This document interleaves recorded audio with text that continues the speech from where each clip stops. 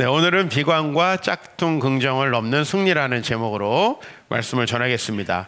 심리학 용어 중에 스톡데일 패러독스라고 하는 말이 있습니다. 패러독스는 모순이니까요. 어떤 두 가지 모순되는 일이 부딪히는 것을 이야기하죠.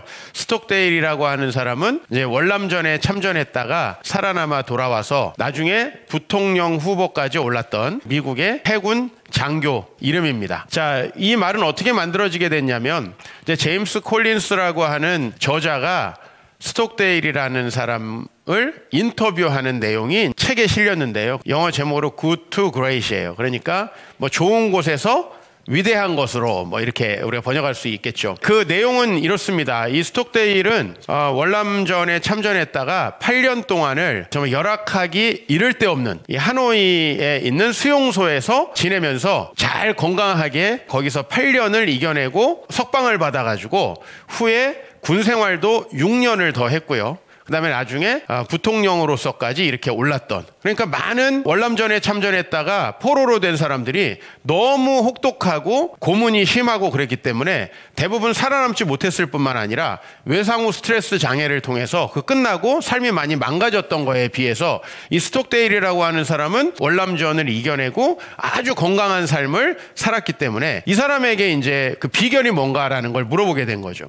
근데 여기서 굉장히 이제 모순됐던 게 뭐냐면 어떤 사람들이 주로 수용소 생활을 이기지 못하고 죽었느냐라고 이렇게 물어봤을 때 의외로 이런 답변을 한 거예요. 앞으로 금방 상황이 좋아질 거라고 막연하게 긍정했던 사람들이 대부분 수용소 생활을 이기지 못하고 죽었다라는 거예요. 보통 우리가 심리학에서 어떤 이야기를 많이 하나요? 긍정적인 생각을 이야기 많이 하죠. 한국에서도 긍정적인 거를 하여튼 들어가야 팔려요. 모든 자기계발서가 뭐예요? 지금까지 다 망했더라도 새벽에 좀 일찍 일어나고 하루 1시간씩 책을 읽으면 전부 다 굉장히 성공할 것처럼 이야기를 하잖아요. 근데 이런 식의 책들이 대부분 오히려 사람들에게 더 절망감과 비관적인 미래를 가져다 준다라는 게 이제 이 스톡데일 패러독스가 밝혀낸 거죠. 그래서 그 이야기를 좀 자세히 풀어가 보면 이 사람은 이제 하노이 힐튼이라고 부르는 그 수용소, 그러니까 하노이 힐튼이라는 말이 뭐예요?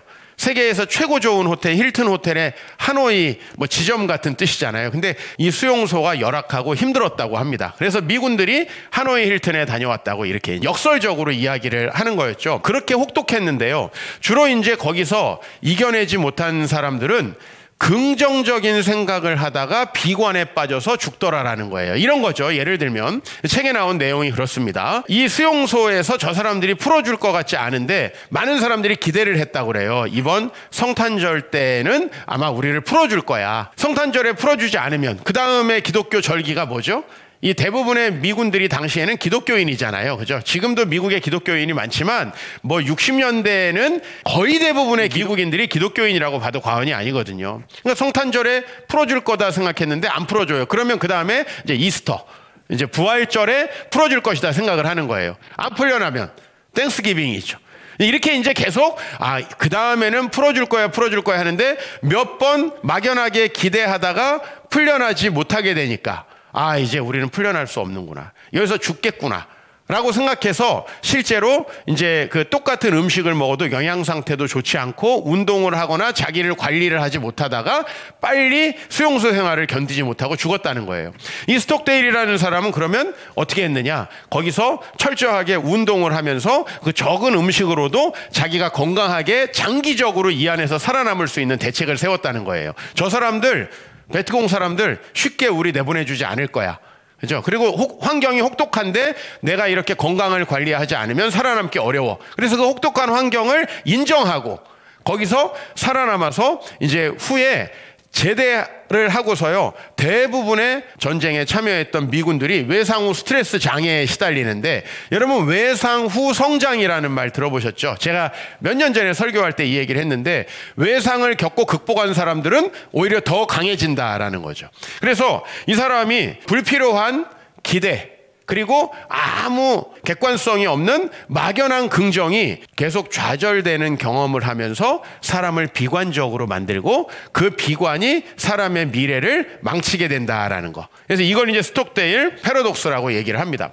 저는 이 스톡데일이라고 하는 중령도 대단하지만 성경 속에서 우리가 정말 믿음 생활을 끝까지 정말 열심히 하면서 때로는 우리 이 믿음 생활이라는 게 어때요? 여러분들이 신앙생활 하다 보면 처음에는 복음이 좋고 말씀을 배우는 게 좋지만 내가 믿음 생활을 하면서 일어나지 않을 것 같은 생활도 우리 삶에 사실은 일어나고요. 교회에 가면 모든 사람이 천사일 것 같지만 사실 여기 다 양의 탈을 쓴 이리들이잖아요. 때로는 여러분 목사도 그렇게 느껴질 때가 있잖아요. 그렇기 때문에 그 현실에 너무 쉽게 실망하고 좌절한다는 거예요. 교회에서 이 교회를 쉽게 떠나고 옮겨 다니는 사람들의 특징이 뭐냐면 교회를 지나치게 좋게 생각한다는 것입니다. 교회가 아주 좋은 곳일 거라고 생각한다는 거예요. 그런데 여러분, 교회는 그냥 바깥에 있는 어느 공동체보다 조금 나은 공동체일 수는 있지만 이상적이고 완벽한 공동체일 수는 없거든요. 그리고 여러분들도 스스로 한번 생각해 보세요. 여러분들도 되게 정말 성령 충만할 때가 있고 너무 다른 사람들에게 친절하고 긍정적일 때가 있지만요, 사실은 세상에서 만나기 싫은 사람으로 여러분이 변화되는 것을 종종 저는 경험합니다. 그래서 제가 우리 성도님들은 한 3년 지나면 이렇게 변하고 5년 되면 이렇게 돼서 10년 되면 완벽한 그리스도인이 될 거야 하고 생각을 하면요, 목회에 너무 실망이 되는 거예요. 목회할 맛이 없어지는 거예요. 그래서 이 스톡데일은 막연한 긍정은 오히려 우리에게 도움되지 않는다. 사도 바울이 어떤 꿈을 꿨습니까? 로마서 1장 15절에 보면 사도 바울이 로마에 있는 사람들에게까지 복음을 전하기를 원합니다. 이게 얼마나 허황된 꿈이냐면요, 여러분, 이 로마 시대 때 당시에 로마 제국 안에는 40개 정도의 식민지 나라가 있었어요. 근데 그 중에서요, 가장 작고 로마 사람들이 별거 아니라고 여기던 식민지 중에 하나가 유대라는 식민지였습니다. 근데 그 유대라는 식민지에요, 어떤 청년이 자기가 하나님의 아들이다 이러다가 십자가에 박혀서 죽었단 말이에요. 근데 그 사람을 믿는 신앙, 이거 얼마나 황당한 신앙입니까? 제가 가끔 비유하건대, 여러분, 우리나라에서 일본에서 들어온 남미 호랑개교라는 그런 그 신앙이 있어요. 난 사실 뭔지 잘 모르는데 이걸 믿었다, 우리 엄마가 그거에 빠졌다, 이런 얘기를 제가 가끔 성도님들한테 들었거든요. 여러분, 이 신앙을 만약에 우리한테 전도한다고 한번 생각해 보세요. 집사님, 남미 호랑개교라고, 이게 진짜 신앙입니다. 우린 대부분 미친 사람이라고 생각할 거예요. 그렇죠? 근데 이 예수를 믿는 신앙이 로마 제국 안에서는 그 정도로 소수이고 그리고 인정받을 수 없는 신앙이었다는 거예요. 근데 사도 바울은 로마에 가서까지 복음을 전하겠다고 꿈을 꿨는데요, 사실은 이것은 그 당시에 온 세상에 복음을 전하겠다라는 꿈과 다를 바가 없고요, 실제로 사도 바울은 그 일이 이루어지게 되는데, 오늘 여러분들이 굉장히 무덤덤하게 읽었던 사도행전 28장은요 우리가 로마에 들어가니라는 말씀을 기록하고 있어요. 여기서 우리는 누구냐면 사도 바울과 함께 갔던 누가라는 사람, 이 말씀의 기록자이죠. 그리고 거기에 사도 바울과 몇몇 동역자들을 우리라고 얘기하는데요, 사도 바울은 로마에 들어가요. 우리는 어떤 생각을 할 수 있어요? 이 사도 바울이 매우 계획적인 사람이고 치밀하게 계획해서 로마 선교까지 갔구나라고 생각했지만, 사실은 사도 바울이 예루살렘에 가서 자기가 원하지 않게 붙잡혔어요. 근데 로마 사람들, 로마의 법률로는 자기가 전혀 감옥에 갇힐 만한 상황이 아닌데 같은 동족 유대인들이 죽이라고 자기를 계속 고발하니까 어쩔 수 없이 로마에 상소해가지고 줄에 매여가지고 죄수 중에 한 명으로 지금 로마에 들어가고 있는 것입니다. 자기 계획대로 된 게 아니에요. 그러나 중요한 건 뭐죠? 결과예요. 너무 제가 결과주의인가요? 중요한 건 뭐냐면 사도 바울은 그 일을 이뤘다는 거예요.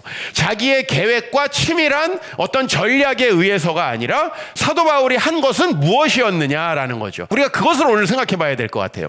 인생은 절대로 내 계획대로 안 됩니다. 왜냐하면 여러분의 계획대로 인생이 될 리가 없는 게, 우선은 여러분이 그렇게 똑똑하지가 않아요. 내 계획대로 인생이 된다고요? 결혼 생활, 이 가정에만 좁혀서 한번 생각해 보세요. 계획대로 이 가정이 되어져 가든가요? 아니, 가정은 그래도 여러 사람이 하는 거니까 그냥 한 사람만 봅시다. 여러분 한 사람의 공부, 직장 생활, 개인 커리어 개발이 그렇게 순적하게 내 생각대로 되던가요?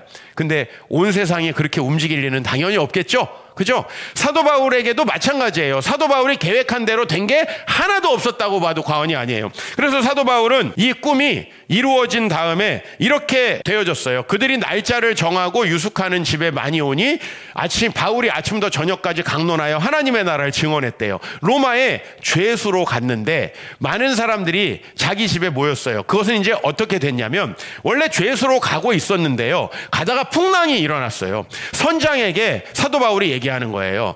여기 정박하고 떠나지 않는 게 좋을 것 같아요. 죄수인데. 선장이 당연히 어땠겠어요? 완전히 무시하겠죠. 네가 뭔데 그런 얘기를 하냐. 그래서 출발을 했는데 진짜 풍랑이 온 거예요. 사도 바울이 섬기는 신이 좀 뭐가 있는 건가 생각하기 시작한 거예요.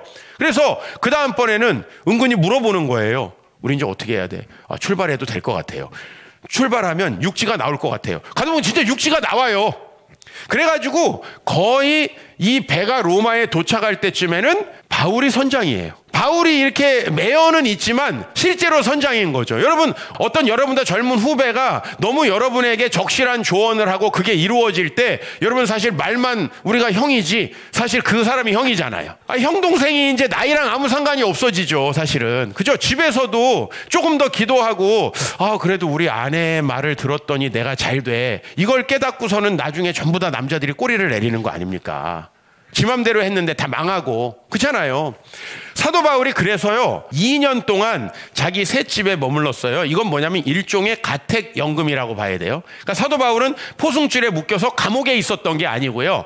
어떤 일정한 집에서 세를 얻어가지고 나 여기 있으면서 도망치지만 마세요. 이제 이런 형식으로 감옥 생활을 한 거예요. 재판을 받게 된 거예요. 그래서 거기에서 사람을 다 영접했어요. 자기가 돌아다닐 수는 없으니까 다 오라 그래가지고 그 사람들에게 하나님 나라를 전파하며 주 예수 그리스도에 관한 모든 것을 담대하게 거침없이 가르쳤다라는 거예요. 사실은 자기 계획대로 된 게 없지만 사도 바울은 결과적으로는 모든 게 자기 계획대로 됐어요. 자기의 소망대로 모든 게 이루어졌어요. 이렇게 된 비결을 우리가 좀 생각해 보자는 거예요. 고린도 후서에 보면은 사도 바울이 얼마나 중간에 많은 어려움이 있었는지를 우리가 알 수 있어요. 4절에 보면 오직 모든 일에 하나님의 일꾼으로 자천하여 사도 바울이 나는 이제 하나님의 이 복음을 전하는 일, 이 복음을 전해야만 세상 사람들이 행복해질 수 있어. 복음을 전해야만 사람들은 헛된 망상 속에 살아가지 않을 수 있어. 이게 사도 바울의 확신이었어요. 그래서 하나님의 일꾼으로 자기가 자천했는데 그 다음에 우리는 어떻게 생각해요? 보통 내가 교회를 나왔으니까 이번 주에 헌금도 많이 했으니까 이번 주에 그래도 말씀으로 은혜를 받았으니까 뭔가 내일부터는 다른 생각이 다른 일이 펼쳐지지 않을까. 저도 그러면 참 좋을 것 같아요. 근데 실제로는 그렇지 않아요. 신학교에 들어가서 저도 가장 큰 경제적인 어려움에 봉착을 해요. 내 인생 뭐 그렇게 길이진 않지만 내 인생에 가장 경제적으로 어려웠을 때는 내 신대원 1학년 때예요. 당장 월요일 날 학교 갈 돈이 없었던 적은 제 처음이었던 것 같아요. 사도 바울도 마찬가지예요. 많이 그래서 견뎠어요. 첫 번째가 견딘다는 게 뭐예요? 이게 하루하루가 쉽지 않았다는 거예요. 사도 바울이 하나님의 나라를 일구어가는데 거기다가 환난과 궁핍과 고난과 매맞음과 갇힘과 난동과 수고로움과 자지 못함과 먹지 못한 가운데서도 우리들 대부분은 이 중에 첫 번째 것부터 포기하게 돼 있어요. 내가 신앙생활을 하는데 교회를 다니는데 어떻게 이렇게 어려움이 있어? 교회를 다니는데 왜 난 이렇게 상처가 되지? 그런 거 하나도 우리는 견디지 못하죠. 그래서 사도 바울은 이것을 철저히 견딥니다. 그가 견딜 수 있었던 일을 한번 생각해 보세요. 그 다음에 이제 우리는 빌립보서라는 책에 가보면 사도 바울이 또 이렇게 이야기를 해요. 그들은 나의 매임에 괴로움을 더하게 할 줄로 생각하여 순수하지 못하게 다툼으로 그리스도를 전파했다. 이게 무슨 말인가요 도대체? 동역자들끼리도 시기와 질투가 있었다는 겁니다.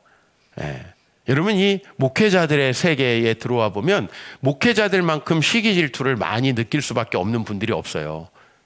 몰라요. 전 다른 직업을 안 해봐서. 근데 적어도 우리 업종 안에는 그래요. 왜냐하면은 똑같이 학교를 졸업하는데 그 목사님들이 사역하는 모습들이 너무나 다른 거예요. 그 격차가요. 그냥 비슷한 학교 나와서 전부 다 막노동하면 우린 그래 큰 격차를 느끼지 못해요. 근데 너무나 대학원을 똑같은 데를 나와가지고 너무나 다른 환경에 접하다 보니까 그리고 비교하기가 너무 쉽잖아요. 오늘 주일인데 어떤 교회는 몇 명, 어떤 교회는 몇 명, 어떤 교회는 몇 명. 이게 너무 비교가 되잖아요. 그죠? 그래서 사도 바울도 마찬가지였어요. 신앙생활을 하고 복음을 전하지만은요, 그들은 뭐냐면 순수하지 못하게 자기를 질투하던 주변의 다른 사역자들이 사도 바울이 감옥에 갇히니까 야, 내가 여기서 열심히 하면 사도 바울이 굉장히 열받겠지? 화나겠지? 하는 마음으로 복음을 전했다는 거예요. 이런 황당한 일이 어디 있어요? 내가 찬양팀을 열심히 했는데 알고 보니까 저 찬양팀 잘린 그 어떤 자매 보라고 찬양했다는 거지. 여러분, 이런 일이 없을 것 같죠? 실제로 있다는 겁니다. 실제로. 이런 생각이 드는 것이 실제 현실이라는 거예요. 여러분, 남편과 아내가 한 몸 되어 사랑하라고 주례받고 결혼하지만 내가 설거지하는데 누워있으면 때려 죽이고 싶은 게 우리 생각이에요. 그게 현실이에요. 그렇죠? 난 고생하는데 넌 왜 그러고 있어? 그러니까 아무것도 안 하고 집에서 편하게 누워있어도 남편이 친구를 만나면 또 부하가 치미는 거죠. 나는 집에 있는데 왜 쟤는, 그죠? 거기다 육아를 만약에 내가 하고 있다. 그죠? 그럼 정말 막 치미는 거예요. 이렇게 생각할 수는 없는가? 내가 이렇게 힘들게 일할 때 그 시간을 우리 배우자가 누리고 있으니 참 감사하다. 이런 생각을 하는 분은 내가 만나본 적이 없어요, 교회에서. 이런 생각을 해야 되지만 안 된다. 여기까지만 가도 매우 훌륭한 성도예요. 그냥 그 현실을 개탄하고 배우자를 고발하는 분들만 주로 많아요. 사도 바울이 뭐 그렇게 크게 문제가 있다고 저는 생각이 들지 않아요. 그래서 사람들이 복음을 왜 열심히 전했냐면 순수하지 못하게 다툼으로 내가 1등 할 거야. 내가 전도왕 할 거야. 그래가지고 복음 전했다는 거예요. 유치뽕짝이죠. 교회를 처음 오신 분도 오늘 계시고 또 신앙생활 얼마 안 되신 분도 계신데 우리의 미래가 이런 거야? 라고 생각하면 참 사실 실망스러울지도 몰라요. 난 교회 다른 곳인지 알고 왔는데 적어도 여러분의 배우자는 다를 거라고 생각하고 결혼했죠. 그게 정말 우리를 힘들게 하는 거예요. 자, 그래서 바울은 이렇게 어려운 상황에 있었는데요. 중요한 건 지금부터죠. 바울은 이런 어려운 상황이 반복됨에도 비관에 빠지지 않았다는 거죠. 여러분, 신앙생활 하는데 계속 반복적으로 내가 어려우면 난 안 되나 보다. 우리 교회는 형편없는 곳인가 보다. 우리는 이렇게 생각을 하죠. 그래서 그 반복된 생각이 사람을 망가뜨리는 거라는 거예요. 그런데 아까 우리 고린도후서 6장에 견디는 것과부터 뭐로 시작했어요? 먹지 못하는 거. 못 견디죠, 여러분. 근데 그 일이 복음 전도자로 사역하는데 계속 일어났다는 거예요. 근데 그럼에도 불구하고 사도 바울이 어떻게 했느냐? 6장 6절 7절 깨끗함과 지식으로. 여기부터 같이 읽겠습니다. 시작. 지식과 오래 참음과 자비함과 성령의 감화와 거짓이 없는 사랑과 진리의 말씀과 하나님의 능력으로 의의 무기를 좌우에 가지고. 이건 무슨 말이에요? 사도 바울은 이런 일들이 있을 거라는 걸 아는 거예요. 자, 1세기 다시 우리가 지중해로 돌아가십시다. 사도 바울은 아주 작은 로마의 식민지에서 많은 사람들이 받아들일 수 없는 신앙을 전파하고 있습니다. 반대가 많을 것이 확실합니까? 아니면 모두가 받아들일 것이 확실합니까? 반대가 많을 것이 확실합니다. 여러분이 결혼하면요, 그 두 죄인이 만나서 지옥을 이룰 게 거의 확실합니다. 근데 여러분은 굉장히 막연한 낙관을 하기 때문에 가정에 대해서 혹시 실망하는 거 아닌가 하는 게 스톡데일 패러독스라는 거예요. 우리가 교회에 오면 여기서 뭔가 우리 마음을 터놓고 공동체라는 생활을 하는데, 여러분, 집에서 나랑 살을 맞대고 사는 사람과도 공동체가 안 되는데 여기서 공동체가 잘 될 거라고 생각하는 게 이상한 거 아닌가요? 그게 얼마나 노력이 필요하고 얼마나 힘든 일인가라는 걸 우리가 생각하는 게 맞는 거 아닌가요? 그냥 툭 찌르면 죄가 나오는 게 우린데. 그렇지 않습니까? 그래서 사도 바울은 막연한 낙관을 갖지 않았다는 거예요. 근데 이 막연한 낙관을 갖지 않았다는 게 사도 바울에게 비관을 주지 않았다는 거죠. 내가 복음을 전하면 이런 어려움이 있을 거야. 그렇죠? 그렇기 때문에 사도 바울은 무장하는 거예요. 깨끗함과 지식과 오래 참음과 자비함과 성령의 감화와 거짓 없는 사랑과 진리의 말씀과 하나님의 능력으로 의의 무기를 좌우에 가지고 이 문제를 대처했다라는 거죠. 그러니까 문제가 없다라고 쉽게 낙관하는 사람이 신앙생활 더 금방 포기하는 거예요. 교회 주변에 안 다니는 사람들 중에 교회 다녔던 사람에게 물어보세요. 왜 안 다니냐 그러면 갔는데 목사가 어쩌고 집사가 어쩌고 잡사가 어쩌고 장로가 어쩌고. 근데 그런 분들은 다 있어요. 우리 교회도 여기 있고 여기 있고 여기 있고 여기 있어요. 다 있어요. 여러분들이 만약에 목사 때문에 실망해서 교회를 안 나온다고 하면 벌써 떠나셨어야 되는 분들이고. 그럼 다른 교회 가면 그런 게 없냐? 없어요? 막연한 짝퉁 긍정, 나와 동역하면 훌륭할 것이다. 그죠? 교역자들이 어떤 교회 가면 내 말씀을 듣고 성도들이 변화되고 아름다운 현실. 그런 게 펼쳐질 것이다. 천만의 말씀이에요. 사도 바울은 이렇게 현실을 인정합니다. 그러면 무엇이냐? 거칠애로 하나 참으로 하나 무슨 방도로 하든지 전파되는 것은 그리스도니 이로써 나는 기뻐하고 기뻐하리라. 사도 바울은 결국 기뻐하죠. 기뻐하는 이유가 뭐죠? 그리스도가 전파되기 때문에. 그러나 그 전파되는 과정은 매우 황당스러운 거죠. 나를 괴롭게 하려고 하는 거죠. 그러나 그런 인간일 수밖에 없다는 걸 인정하는 거죠. 이 스톡데일 패러독스라는 게 뭐냐면 현실적 낙관주의거든요. 현실을 인정하면서 긍정하는 거예요. 이게 그래서 서로가 안 맞는 거예요. 여러분, 현실을 인정하면 살기 싫어지잖아요. 반대로 말하면 막연한 낙관을 하면 실망하게 되는 거죠. 이 두 가지가 합쳐진 것이라는 겁니다. 저는 사도 바울이 왜 정말 끝까지 아름다운 삶을 살아갈 수 있었느냐? 왜 이 우리보다 훨씬 어려운 환경 속에서도 포기하지 않을 수 있었느냐? 아니 20세기, 21세기에 정말 대접만 받고 많은 분들에게 칭송만 받고 뺨 한 번 맞지 않고 목회하는 나는 그냥 이 목회를 그만둘까라는 생각을 가끔 하는데 사도 바울은 어떻게 1세기에 먹지 못하고 자지 못하고 그렇게 환난과 고난을 당하면서도 이겨냈는가? 사도 바울이 이 정도 이겨낼 수 있는 이 사도 바울의 멘탈을 우리가 배울 수 있다면, 이 성령 충만을 배울 수 있다면 여러분의 어떤 상황도 이겨낼 수 있을 것이다. 오늘 바로 그래서 저는 이 제목을 승리라고 단 거죠. 저는 복음의 반대자들이 우글우글했던 그런 1세기에 이 로마 사회에서 사도 바울이 사역했던 그 비결이 뭐냐면 그는 비관과 짝퉁 긍정을 이겨내는 멘탈 관리의 달인이었다라고 하는 거예요. 제가 이 멘탈 관리가 얼마나 중요하냐라고 하는 것을 많이 느낄 때가 언제냐면 설교 준비를 할 때예요. 저는 정말 거의 설교 준비할 때는 거의 하이에나 수준이 됩니다.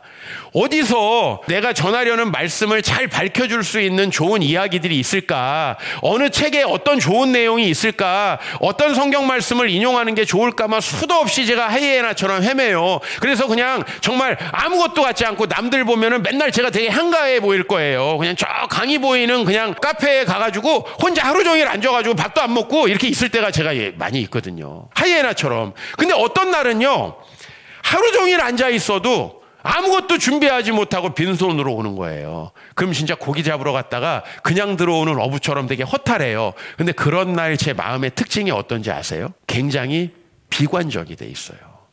이런 거예요. 예를 들면 이거 전한다고 이거 성도님들이 들을까? 이 생각이 들으면요, 막 굉장히 좋은 자료들이 쏟아지는데도 그 자료들이 별거 아닌 것처럼 보이는 거예요. 이 말씀을 막 묵상하는데 이 말씀 전에도 딱 안 들을 것 같은 사람이 막 생각나는 거야. 쟤 안 들을 텐데 또 이거 이게 딱 막 들리는 거지. 속으로 할 때 난 별 다가오지 않던데요. 이런 얘기 할 것 같은 그게 막 들리는 거야. 막 환청으로. 그러면 이 내가 성경을 읽고 막 책을 읽어도 전혀 다가오지가 않는 거예요. 자료가 문제인가요? 내가 문제인가요? 내가 문제죠. 내가 그 비관적인 생각에 빠져 있을 때는요, 무슨 말씀을 전해도 소용없을 것 같아요. 그러니까 자료 취택이 안 된 상태로 빈손으로 오게 돼요. 근데 어떤 날은 너무 내 마음이 정말 사랑으로 넘치고 이 말씀 전하면 우리 성도님들에게 이렇게 도움 될 거야. 어떤 성도님들에게는 혹시 정말 그 가정이 변화되는 놀라운 역사가 일어날지도 몰라. 막 이런 기대감이 저에게 있을 때는요, 그냥 막연하게 잘 되겠지, 기도하면 잘 되겠지, 이게 아니라 내가 그럼 말씀을 어떻게 전하면 좀 더 도움이 될까, 이런 생각나는 날은요, 한 시간에 막 월척들이 막 들어오는 거예요. 저는 일을 많이 하려고 생각하지 않아요. 일을 많이 하려고 생각하는 게 아니라 건강한 마음으로 일하려고 그 준비하는 마음을 굉장히 소중하게 여겨요.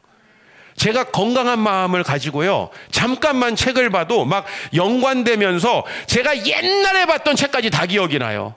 그러면서 막 싹 모아지고 어떨 땐 내가 정말 약간 나르시시즘에 빠져요. 이렇게 내가 괜찮은가? 정말 그럴 때가 있어요. 근데 어떤 날은 며칠을 해도 한 글자도 안 써지는 거예요. 얼마나 내 마음이 이 세상을 받아들이는 것에 큰 차이를 보이느냐. 어떨 때는 교회가 너무 사랑스럽고 여러분 한 분 한 분의 막 그 아름다운 모습들이 너무 나를 기쁘게 하다가 어떤 날은 해서 뭐하냐 이거, 이런 생각이 막 드는 거예요. 그래서 저는 우리가 어떤 생각으로 우리 일에 임할 수 있는가, 그죠? 이게 너무나 중요하고요. 사도 바울은 그렇게 항상 하나님께서 주시는 미래를 아름답게 바라보면서도 현실 속에서는 문제가 있다는 걸 결코 놓치지 않는 사람이었다는 거죠. 당연히 내가 복음을 전하면 일단 우리 동족 유대인들부터 나를 죽이려고 한다. 그렇죠? 그러니 로마 사람들은 당연히 내 말을 안 듣겠지라고 생각을 하지만 다른 한편으로는요, 하나님이 얼마나 놀라운 능력으로 그럼에도 불구하고 그 일을 이루실 것인가, 나는 뭘 준비해야 될 것인가. 그래서요, 에베소서 1장 19절에 에베소 성도들에게 편지하면서 이렇게 말을 합니다. 그의 힘의 위력으로 역사하심을 따라 믿는 우리에게 베푸신 능력의 지극히 크심이 어떠한 것을 너희로 알게 하시길 원하노라, 구하노라. 이게 좀 복잡한데요, 제가 간단히 말하면 나는 이 엄청난 능력들을 많이 경험했거든. 난 당신들도 그런 하나님의 능력을 경험했으면 좋겠어요. 그렇게 기도할 거예요. 이런 내용이에요. 그러니까 사도 바울이 얼마나 하나님의 놀라운 능력을 경험한 거예요. 그렇죠? 그렇기 때문에 사도 바울은 이 현실에 대한 냉정한 인정과 그럼에도 불구하고 그걸 돌파할 수 있는 하나님의 능력에 대한 확고한 신뢰가 아주 적절하게 믹스된 멘탈 관리를 했다는 거죠. 이게 너무나 중요하다는 거죠. 막연하게 아유 잘 될 거야, 긍정할 거야, 그러면 여러분 누군가가 현실적인 충고를 하면 짜증이 나죠. 왜 현실 얘기를 해? 자꾸 왜 날 낙담시켜? 그렇죠? 그래서 교회가 싫어지는 거예요. 왜? 현실적으로 충고하면 그 충고도 받아들일 수 있어야 되는데. 그러나 반대로 비관에 빠진 사람 특징이 뭐예요? 김경일 교수라고 아주대 교수님, 제가 가끔 얘기하는, 여러분들 유튜브 많이 보실 거예요. 그죠? 그 김경일 교수님이 비관에 빠진 사람들의 특징에 대해서 강의한 내용이 있더라고요. 근데 너무 공감이 돼가지고 제가 가져왔어요. 이 비관에 빠진 사람들은요, 굉장히 착하고 선한 모습을 가지고 있대요. 왜? 다른 사람을 공격하고 뜯어먹을 힘도 에너지도 없는 사람이에요. 비관에 빠진 사람들은. 그 때문에 매우 착하대요. 남들이 볼 때는 아유 그 남편 너무 착하던데, 아유 그렇게 착한 와이프랑 살아, 너무 좋겠다, 막 속 뒤집어 놓는 얘기를 하는 거죠. 비관적인 사람은 주로 겸손하고 선해 보이는 특징을 가지고 있대요. 그런데 같이 있으면 힘이 쭉쭉 빠진다는 거예요. 약간 어떤 느낌이죠? 굉장히 습하고 더운 데서 막 지금 이렇게 땀 뻘뻘 나는 그런 느낌이에요. 내가 막 노골노골해지고 막 눕고 싶은 그런 느낌이 드는 거예요. 여러분 사람들과 대화하는데 기빨리는 사람 특징이죠. 이게 같이 있으면 왠지 미래가 어두워 보여. 안 될 것 같아, 막 이런 느낌을 주는 사람인 거예요. 제가 전 다른 직업을 가진 분들 잘 모르니까 목사들을 좀 깝시다. 코로나가 왔어요. 코로나가. 그죠? 비관적인 사람은 뭐라 그러냐. 아, 목회 좀 해보려고 그랬더니 또 코로나가 오네. 난 역시 안 되는구나. 아, 목사님. 아니에요. 그게 아니라 우리가 이런 상황에서 비대면으로라도 전도하고 비대면으로라도 양육하고 이번에 하나님 나라 제자 훈련 이거 좀 해보시면 좋겠어요. 이거 책 좀 드릴까요? 그러면 다 해봤는데 안 돼요. 근데 다 해봤는데 안 된대요. 미리 모든 걸 본인이 예측해 전지적인 신의 시점으로 가 있어요. 내가 미래에 해보는 것도 안 될 것이야 라는 생각을 다 하는 거죠. 이게 비관적인 사람의 특징이에요. 그러니까 같이 얘기하다 보면은 힘이 쭉쭉 빠져가지고 모임을 빨리 종료하고 싶은 생각이 드는 거죠. 그리고 반대로 말하면 짝퉁 긍정에 빠진 사람들이 있어요. 이 짝퉁 긍정이 뭐냐면요, 최정호라고 긍정학교라는 학교를 세운 이 교장 선생님이 있어요. 근데 이분의 강의를 제가 듣는데요, 얼마 전에 제가 강의 초반에 완전 충격을 받았어요. 원래 여러분 긍정이라는 게 뭐예요? 미래를 좋게 막 하는 게 긍정이잖아요. 근데 긍정이라는 것을 사전에 찾아보세요 그러는 거예요. 그래가지고 쳐봤어요. 그랬더니 있는 현실을 그대로 인정하는 것, 그게 긍정이래요. 진짜 사전에 그렇게 돼 있는 거예요. 진짜 그러네. 그러면서 이분이 짝퉁 긍정에 속지 말아야 된다는 거예요. 미래를 막연하게 잘 될 거라고 생각하는 거. 그죠? 아까 스톡데일 패러독스에서 스톡데일이 얘기했던 게 뭐예요? 누가 수용소 생활을 오래 견디지 못하느냐 하면 크리스마스 때 나갈 것이다, 한번 좌절하고, 부활절에 내보내줄 것이다, 좌절하고, 추수감사절에는 보내주겠지. 이런 분들이 결국은 빨리 수용소 생활을 포기하고 사망하더라는 거예요. 짝퉁 긍정은 긍정이 아니라는 거예요. 긍정의 시작은 현실을 바로 바라보고 인정하면서도 미래가 좋아질 거라는 거예요. 그럼 보세요. 내 이 추접스러운 현실과 하나님께서 나에게 보여주시는 미래의 천국과 이 사이에 간극이라는 게 있잖아요. 이 간극에서 해야 될 게 뭐냐? 사도 바울은 내가 많이 견디고 착함과 선함과 깨끗함과 성령의 능력으로 나를 무장해야겠다라고 생각하는 거죠. 거기에서 승리의 비결이 있었다는 거예요. 스톡데일이라는 사람의 그 인터뷰, 제임스 콜린스라는 사람의 책에 있는 인터뷰 제가 읽어드릴게요. 스톡데일은 이렇게 말해요. 저는 언젠가 그곳 하노이 힐튼이에요. 그곳을 나갈 수 있을 거라는 믿음을 버리지 않았을 뿐만 아니라 더 나아가 당시에 내가 겪고 있는 상황이 내 미래에 매우 소중한 경험이 될 것이라는 걸 한 번도 확신하지 않은 적이 없습니다. 라는 거죠. 스톡데일이 생각한 거예요. 내가 여기 이 혹독한 수용소를 넘어서 나가면 나중에 내가 이것이 너무나 나에게 도움되는 경험이 될 것이다. 라는 거죠. 이거를 확신했다는 거예요. 근데 반대로 스톡데일이 이렇게 말을 덧붙입니다. 당신네 마침내 이길 거라는 믿음과 동시에 가장 가혹하고 혹독한 현실을 직시하는 훈련을 절대로 또 외면해서는 안 된다라고 얘기를 해요. 그래서 이 스톡데일은 장기적으로 내가 이 사람들에게 잡혀 있을 수밖에 없다. 왜냐하면 이 미국 사람들이 생각하는 월남전에서의 이 베트공들은 세상에서 가장 악랄한 게릴라 그런 사람들이거든요. 이 사람들 쉽게 우리를 내보내주지 않을 것이다. 그래서 뭐 했냐면 적은 음식으로 제 건강관리를 하는 거예요. 우리 뭐 어차피 음식이 많아도 건강관리 안 된다는 거 여러분 지금 잘 아시잖아요. 적은 음식으로 건강관리를 하는 거예요. 그리고 자기가 체력적으로 약해지면 안 되니까 계속 지속적으로 운동을 하는 거예요. 이게 지속될 수 있다라는 현실을 받아들이고 그것이 바로 자기가 그곳에서 나와서도 성공할 수 있는 비결이었다라고 얘기를 하는 거죠. 막연한 짝퉁 긍정, 우리 목사들로 말하면은요 이런 거예요. 그냥 코로나가 끝나면 교회가 다시 좋아지겠지. 그러나 실제 그렇지 않거든요. 코로나가 끝나면 매출이 오르겠지. 우리 중소기업 하시는 사장님들께 이런 말씀 드리고 싶어요. 코로나 전에는 좋으셨나요? 코로나 전에도 안 좋았는데, 예를 들면 내가 교회 목회자들한테 이렇게 얘기하는 거예요.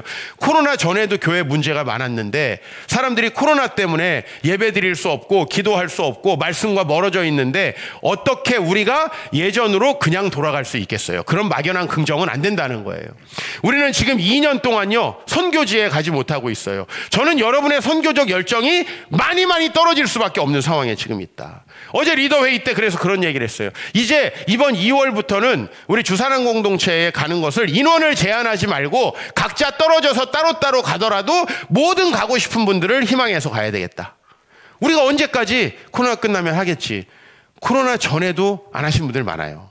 코로나 끝난다고 자동으로 되는 게 아니죠. 그러나 우리의 이웃을 사랑하는 마음이 많이 떨어져 있을 수밖에 없다는 그 혹독한 현실.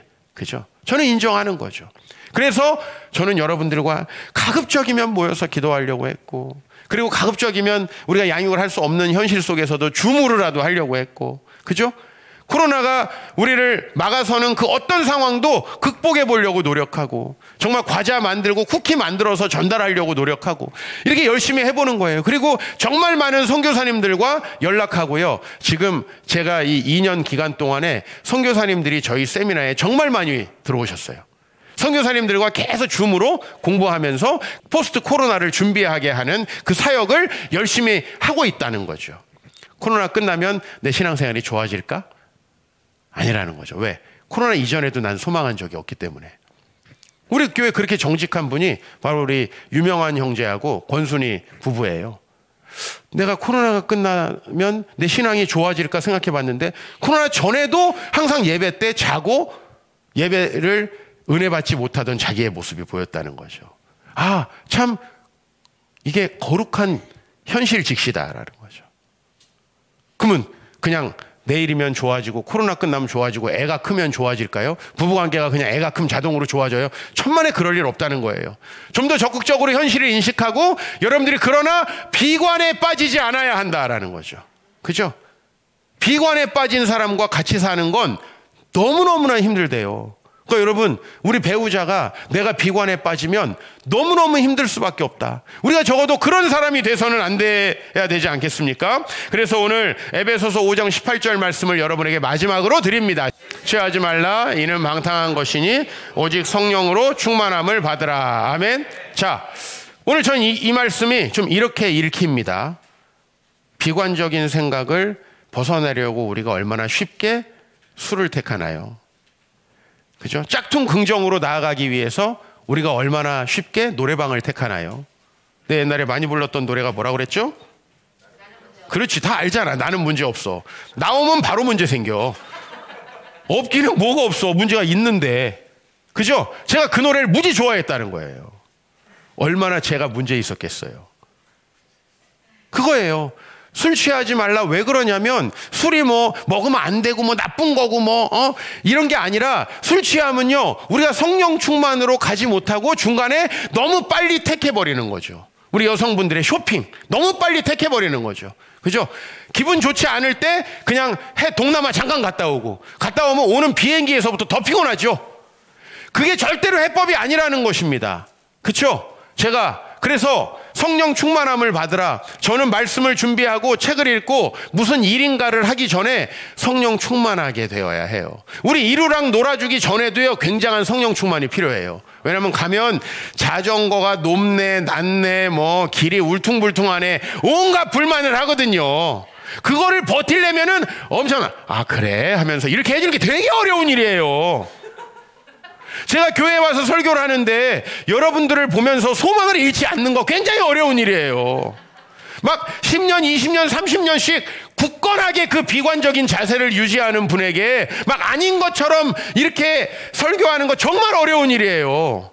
근데 그 마음이 없으면은 내가 이 시간에 지치고 쓰러질 수밖에 없죠. 설교하면은 막 바로 사우나 가야 되고 들어 누워야 되고. 저 그렇지 않죠, 적어도. 그죠? 축구 저랑 같이 하시는 분들 저 어때요? 저 쌩쌩하죠. 왜냐하면 설교 때 기빨리지 않거든요. 쌩쌩하거든요. 그 다음에 어때요? 제자 훈련 하시는 분들 어때요? 저 축구할 때 기빨리는 것 같아요? 아니죠. 그죠? 이 되게 중요한 거예요. 어떤 마음으로 그 일을 하는가. 그래서 그 현실을 넘어설 수 있는 건강한 마음을 달라고 기도해야 돼요. 오늘 저와 여러분들이 이번 주에 여러분의 마음을 건강하게 할 수 있는 그 영적인 루틴을 한번 생각해 보시라는 거예요. 저는 그걸 찾아 날마다 헤매요. 내가 어떻게 일주일을 서로 다른 저는 일주일을 맞이하거든요. 어떤 날은 강의하고 어떤 날은 설교하고 저녁에는 예배하고 어떤 날은 책을 보고 어떤 날은 원고를 써요. 근데 그 각각이 또 저에게 요구하는 그 루틴이 달라요. 그랬을 때 제가 그 일들을 어떻게 건강한 마음으로 할 수 있을까? 그죠? 어떤 날은 아이랑 놀아줘야 되니까요. 그 일들을 건강하게만 할 수 있다면 절대로 그 일이 나를 좌절시키거나 힘들게 하지 않는다. 그래서 사도 바울이 최종적으로 우리에게 제시하는 답변은 뭐냐? 성령 충만함이라는 거예요. 이게 제가 너무 중요하다는 거예요. 그래서 1시간 만에 너무 중요한 것이 완료되는 거죠. 여러분들이 지금 공부하고 있는 하나님 나라 제자훈련 2016년 3월 어느 카페에서 딱 한 30분 만에 저에게 모든 아이디어가 주어진 거예요. 근데 그 시간 동안에 저는 얼마나 제가 천재적일 수 있는가를 봐요. 그러나 또 성령 충만하지 않는 어떤 날, 어떤 자료와 아무리 좋은 걸 봐도 안 될 것 같다라고 쭉 처져갖고 있는 나 자신을 볼 때요, 너무 한심스러운 거죠. 여러분은 동시에 그 두 사람 중에 하나일 거예요. 그죠? 그랬을 때 우리가 오늘 스톡데일 중령과 그리고 오늘 우리 말씀에 바울을 좀 생각하면 좋겠어요. 우리 믿음의 현실이 그렇게 쉽지 않을 때도 있을 거예요. 교회 공동체에서 생활하다 보면 때로는 내가 지치고 힘들 때도 있을 거예요. 그럼에도 불구하고 어떻게 나는 건강하게 이 모든 것을 받아들일 수 있을까 고민하면서 하나님을 바라보신다면 막연한 긍정은 신앙생활 오래 해보신 분들 알 거예요. 내 삶을 전혀 바꾸지 못해요. 그냥 개척하면 부흥시켜 주시겠지. 이런 목사님들이 제일 먼저 교회를 포기해요. 제가 개척하면 교회 잘 될 거야 이 얘기를 아마 단 한 번도 들은 적이 없을 거예요. 저한테. 저는 늘 굉장히 비관적이라 생각할 만큼 우리 교회에 누가 오겠냐. 맨날 저는 이렇게 얘기했어요. 우리 교회에 누가 오겠냐. 화장실이 이렇게 불편한데 누가 오겠냐. 나 같아도 저 교회 가겠다. 그럼에도 불구하고 우리 교회를 필요해서 찾는 분이 계시다면 그분들에게 우린 무엇을 해야 될 것인가. 전 이 고민에 대해서 항상 생각한 것 같아요. 그렇게 내 마음을 유지하기 위해서 나는 원래 그런 사람이 아니에요. 되게 비관적이고 비판적인 사람이에요. 내 마음을 그렇게 유지하기 위해서 참 주님의 도움을 많이 받았다는 걸 오늘 여러분에게 고백하고 싶어요. 여러분 모두가 그렇게 하나님을 오늘 건강하게 소망하게 되기를 주의 이름으로 축복합니다.